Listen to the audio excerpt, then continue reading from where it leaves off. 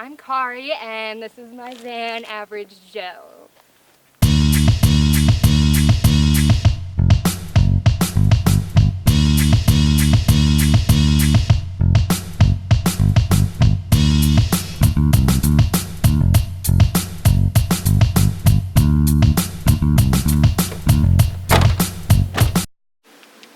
So this is our little water spigot where you can attach a hose or whatever, and it goes straight to the PVC piping underneath that will hold water, so I can use my sink and stuff.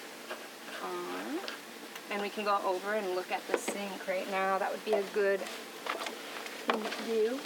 So in my van, the way that it's set up, I have this button to turn the water pump on, and it gets a little bit loud. It actually has better water pressure than I thought it would. I thought it was just going to be like gravity, but it's actually pretty decent. So there's the sink. That's a little bit twisty still. It actually also has a leak under here still that you can see that we're going to take care of eventually, hopefully before September. So I should turn this off actually. So there's that. It's definitely a process when you make it.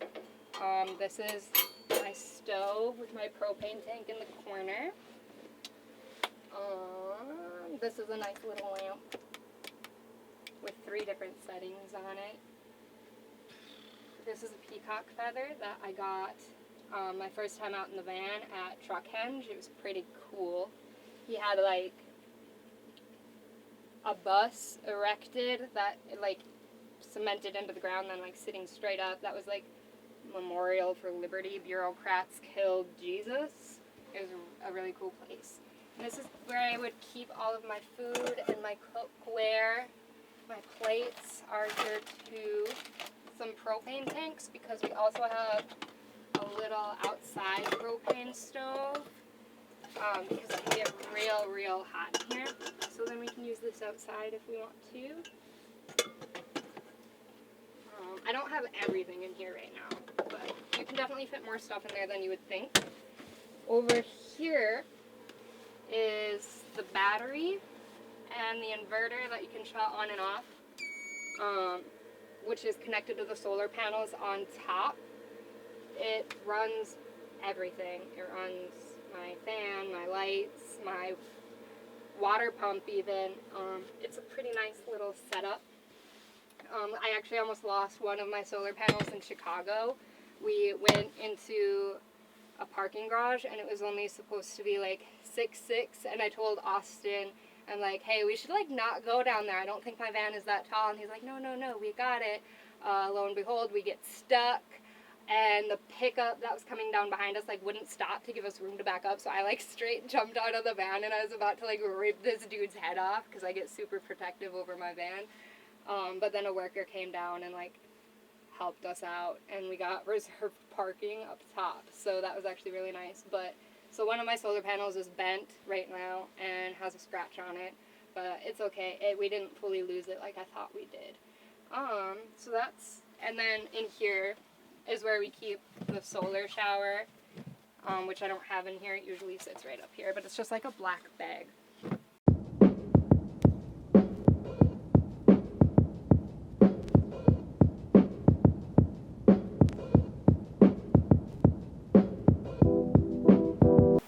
So as far as eating, like I said, I have this propane stove right up here. And then for counter space, this is all made up of butcher block. It's actually just straight up cutting boards. But then I also have this that I can prop up to make some countertop space for making my food. If we're ever in a town that has a farmer's market, I really try to stop at those.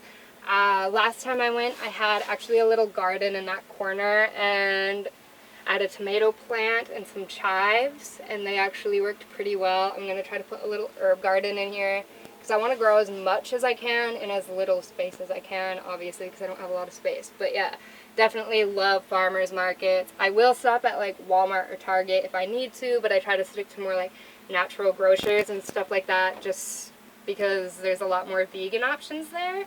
I'm vegan. My jacket that I made today. Not your mom, not your milk. But so, just I try to eat like healthy and organic, obviously, like most vegans do. But so a typical like day and what I would eat is in the morning.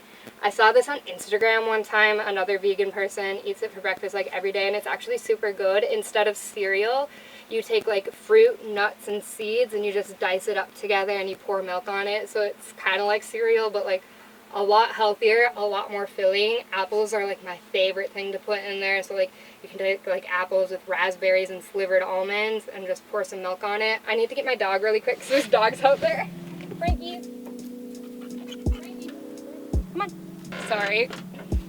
My dog is actually not the best with other dogs. So breakfast is that like cereal thing, or oatmeal if it's a colder day, and then I always have a cup of coffee that I make in a percolator, and I actually grind my own grounds now, so it's like super fresh, super great. Maybe put a little bit of almond milk in it, but when it gets too hot I can't keep almond milk because I don't have a fridge, which is where the oatmeal comes in. I'll just, when I can't have almond milk for my cereal, I'll do oatmeal too. And then for lunch I usually do like a hummus sandwich with just like different raw veggies on it, or like a wrap and dip it in salsa, but I try to do like raw veggies for lunch. And then for supper I'll usually cook something just like, I do stir fry a lot because it's a super easy one pan option for in the van. Oh, and part of the reason I really like doing raw food at lunch is it makes way less dishes, because dishes can be a little bit difficult in the sink. So I'll do that for lunch, and then like usually cook something for supper, like a stir fry, or I don't know, I eat stir fry a lot. I'm trying to think of what else I would eat at supper. Spaghetti. I'll eat spaghetti sometimes on occasion. Just stuff that's like super easy to make in like one pot, one pan. That's not super helpful or informative, but it's what I eat. Like fake cereal, a wrap, and stir fry. That's it. It's the easiest. And you can switch up the veggies in the wrap pretty easy. So yeah, and without having a fridge, it's just a lot easier. I'll eat potatoes a lot too, actually, for supper time. Boiling potatoes in the van is one of the easiest things ever. So I'll do that a lot. Pretty good. Pretty fulfilling and substantial, I guess. I don't know what else to say about food. Oh, for drinking, what I drink, I only ever drink water and coffee. I don't drink anything else. So that makes it super easy, not having to worry about like keeping beverages cool, because room temperature water actually hydrates you faster, so I personally prefer it. Yeah, that's what I eat. So this is the couch bed. It pulls out into a bed, and I can show you that if you want. Underneath it, we have two dog beds, one for Frankie and one for Jordan. I made them out of recycled burlap and fabric from the consignment store in town. And then we have a little box full of Polaroids that I've taken, some art supplies, our electronics all go in there. This is a suitcase that I actually need to take out. It doesn't belong in there. This will have dog food in it once I'm traveling. And then back here is just some like miscellaneous books, or this, which goes on top of the stove so that things sit flat on it. A fan that we also got in Chicago. Just a lot of miscellaneous stuff fits in that basket right under there. Frankie, actually, with my sisters, made this lovely little sign. Don't worry, it's censored, so you can totally post it.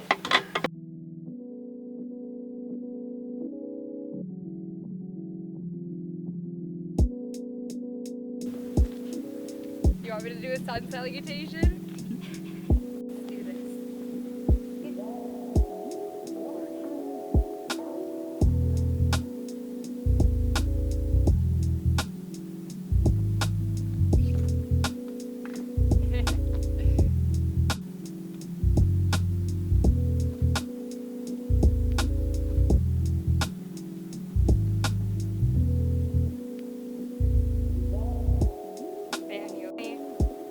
Bad about because they were super nice, but hopefully one day I'll get to see them again. I met them in Houston. Austin, and they're like a software engineer. They were super cool, and we still talk like on a daily basis. I love them. They're amazing, and I miss them a lot. That's the thing that sucks about traveling, is you meet so many people and you miss all of them all the time. Or like, there was a dude I stayed with where I did a photo shoot with him. I met him on the couch surfing app. I've had relatively good experiences on there. Only one creepster, and I still stayed with him for like 3 days, but I didn't feel like not safe, just weird vibes. So the one guy I stayed with, his name was Farrell. He worked at a really cool oddities shop, and we did a photo shoot of me covered in shaving cream because I was bald at the time, so it was like really ironic. So he was cool too. Another person I miss is where I was going with that, to tie it into the software person that I met and missed, and they're super nice. Sorry, I'm getting you like in your shot. Frankie, come here. Okay. Frankie, come here. There we go. Good boy. Yes, you are such a good boy. Yeah, so Frankie is my co-pilot. Everybody tried to like convince me not to get a dog before I went off, because I said like, how are you gonna take care of a dog in a van? Well, easy. You get a dog that loves being outside, and they'll always be outside, and they're not gonna care that you live in a van, because they prefer being outside as opposed to inside anyway. And that is definitely Frankie B, and he's my rock. He actually had distemper as a puppy, and he has Lyme's disease. So he's been through a lot, but he's amazing and I love him. He's my baby. He's gonna get a brother, Jordan, this fall. Hopefully they get along. We're worried that they won't. So that'll be an adventure, traveling with 2 people and 2 dogs in one van. It's gonna be crazy, but I'm excited for that.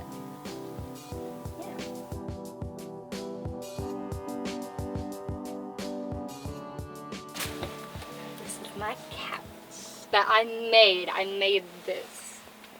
I'm very proud of myself. I made everything in here. These trim is reclaimed wood from the barn that my grandma was like born on, the property of that barn. So I think that's really cool. I tried to use a lot of reclaimed stuff. I didn't use as much as other people have. Like, all of this wood is brand new. This laminate flooring is brand new. So I didn't get as much. The curtains are brand new. But I did try. I really tried. Different places, camping. I know I think it's like, forgive me if I'm wrong, but I think it's $80. You can get a year subscription to national parks, so you can get into any national park. It takes you 3 trips to a national park to like get your money's worth of it. So I would highly recommend that. That's what I'm looking into doing next year. But I have stayed in some state parks. Fun story about a state park. I was in Indiana going to the beach of Lake Michigan, and we were driving through, and the lady at like the little front counter where you drive through, and she's like a greeter, and I'm like, hey, like, I haven't been to the state park before, how much is it? And she's like, are you an Indiana resident? And I'm like, no, I'm not. She's like, it's $12. So I reach in my fanny pack to get out my money. She's like, are you doing van life? I'm like, I sure am. And she was like, oh, you can just go ahead, I don't care, just go in for free. So that was so nice. It was so cool. I felt like a celebrity. I just looked at Austin and I'm like, did that really just happen? Like, yeah, I got in for free, and I hope I don't know her name, so I hope nobody gets in trouble for me saying this. So I've done that. I have stayed overnight at Walmart's, never had an issue. I've done that in like Houston, Scranton, anywhere under the sun. Duluth, I've done it at Duluth. You can do it almost anywhere, and you're not going to get in trouble. I've stayed overnight at a Cracker Barrel. They actually allow overnight parking, so that was super nice. I've stayed, there's an awesome beach in Texas called Magnolia Beach that's free camping. So instead of just listing everywhere I've camped, I'm just going to say I use freecampsites.net to find a lot of my free campsites, like Magnolia Beach, a lake in Texas called Tyler, I don't know, but a lake in Texas. You can find really cool stuff on freecampsites.net. And this is not sponsored, by the way. They're just like really legit to find free campsites. And they tend to stick to like real campsites instead of Walmart. Cabela's also allows free parking overnight. So there are tons of places where you can do that. As for showering, you can obviously do that at campsites. I fill up my solar shower, let it sit outside, and let it warm up. On days where I'm driving like all day, I will stop at a rest stop and take my shower into the family bathroom, and honestly just fill it up with warm water from the tap and take a shower in there. Kind of floods the floor. I don't think you're technically supposed to do it, but I've done it and it works. It's pretty nice. You don't have to worry about stepping in all the mud. You do what you gotta do. So I've done that. And in here, just because there's like so much. I should have brought my spoon. I didn't bring my spoon. I usually hang my, like, it's a cooking spoon slash spatula, hangs right here. Because it's one less thing to put in your cabinet. So yeah, we literally try to utilize every single hook, every single thing we can. We have a flower hanging from here because we didn't know where else to put it. Try to utilize any little tiny bit of space that you can. I'll try to not. First, I like to take everything off of it because it makes it a little bit easier.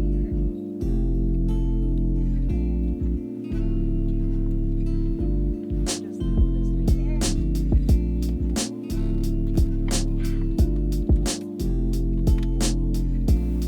Okay, so one van life essential is wet wipes, because if you don't have access to the shower, because you usually only shower every 3 days, not gonna lie, your like cleanliness standards drop a little bit. It's nice to use these on your in-between days to do a quick wipe down, but it also really helps to just wash your van. And the biggest perk I love about living in a van is how easy it is to wash everything.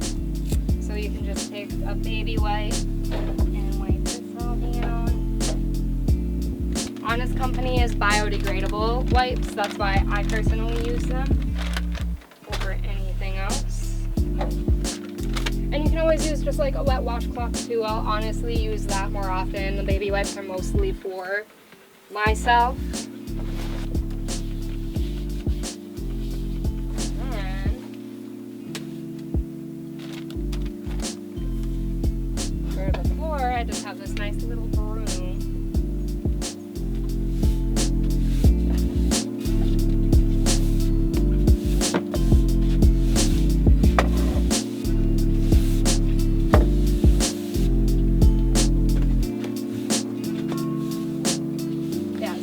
Literally not even 3 minutes to clean out your whole van.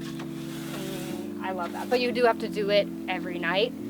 And I don't know if you noticed, but there was still sand in there from the beach that I was at. He's a protective puppy. But so there's still sand in there from the beach I was at, even though I've swept in here like 3 or 4 times. It just, your van will almost always be permanently dirty, even if you're cleaning it every single day. But it's just something you choose to live with. It's quick to clean though. So making money in the van, I haven't actually done this yet, but I'm going to try it at the next festival I'm at this October.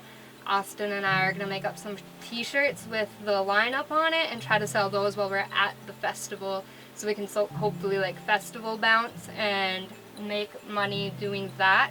What I have done so far, what I have actual experience in, is settling down in one spot. I'm a barista, and just saving up money as I go, saving up as much as I can, living like I'm broke, and then taking like a month and a half off to go where I want to go. And that's the only real life experience I have so far, but I've also heard of trying to get like jobs online. I've started an Etsy shop to try to sell some of my art, and doing like farm gigs out and about. I want to try doing that at some point. There's a lot of things I want to try but haven't actually done, so I can't speak for like the validity of them, but I've heard of a lot of people doing them, so I'm sure that they work. So yeah, farm work, art, like freelance writing, blogging. Vlogging is something I'm gonna actually start with my boyfriend. We're gonna start a vlog so that'll be exciting once it happens. But mostly sitting in one spot, getting like a normal job, and saving, and then going out again. So it's not full-time van life yet, but it will be. It's in the works. Pretty quick. And so that's like what a morning would look like when you're like getting ready to leave a campsite. Just super quick, shove everything everywhere.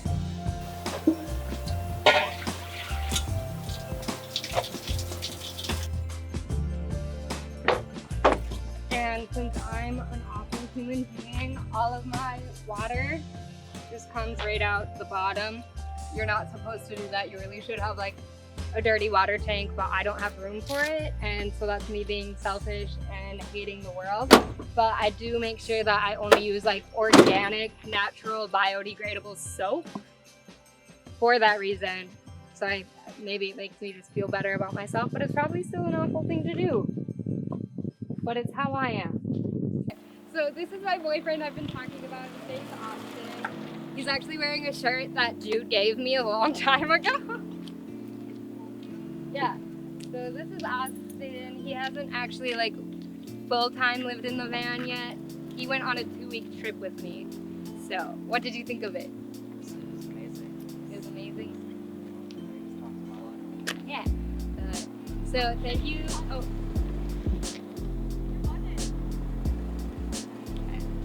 But thank you for watching. I would say anybody interested in doing van life, definitely do it. You can make way easier setups than mine is. Mine is a little bit more elaborate, not compared to Sprinter vans, but compared to DIY vans, because I had a lot of help from my dad. So if you end up with an easier setup, don't let that like discourage you, because it's super fun. I didn't have running water my first time in the van, and I still wouldn't trade it for the world. I saw amazing things. I got to freaking live on a beach. It was awesome, and I would highly recommend it if you're interested in it. Or you can be a weekend warrior too, like I'm gonna do for a couple months. That's just as fun.